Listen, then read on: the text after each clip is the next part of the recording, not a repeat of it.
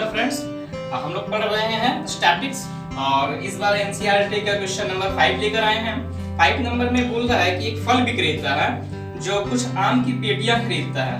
अब आम की पेटियों में कितने कितने फल हैं तो वो बताया गया है कि 15 पेटियों में 50 से 52 फल हैं। ठीक है, 110 पेटियों में 53 से 55 फल है, 135 पेटियों में 56 से 58 फल है। तो इस प्रकार से जो डाटा दिया हुआ था, तो यहाँ पे हमने डाटा को जो दिया हुआ था आमों की संख्या उसे क्लास इंटरवल में सजा दिए और पेटियों की संख्या जो थी उसे हमने फ्रीक्वेंसी में रख लिया। अब हम यहाँ पे निकालेंगे x। तो x निकालने का क्या फॉर्मूला है? तो x जब हम लोग निकालते हैं उसका फॉर्मूला होता है कि यहाँ पे जो दो लिमिट दिया हुआ है इन दोनों को आप जोड़ के 2 से डिवाइड कर दीजिए। तो इन दोनों को जोड़ेंगे तो ये आ जाएगा 102/2 और इसको हम डिवाइड करेंगे तो आता है 51।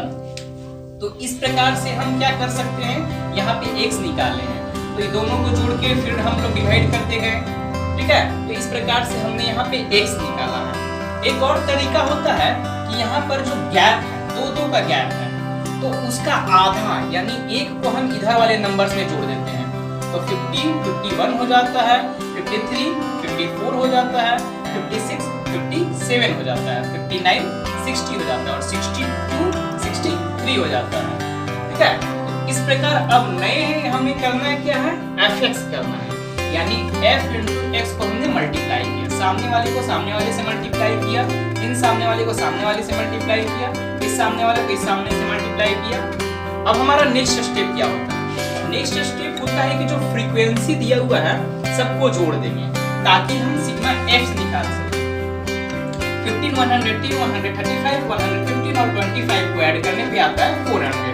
तो ये हमारा हुआ सिग्मा f इक्वल टू 400। अब हम सिग्मा fx को ऐड करते हैं तो ये होता है 22,875। मीन का जो हमारा मेथड है, सिंपल फॉर्मूला वो है सिग्मा fx बटा सिग्मा f, सिग्मा fx बटा सिग्मा f।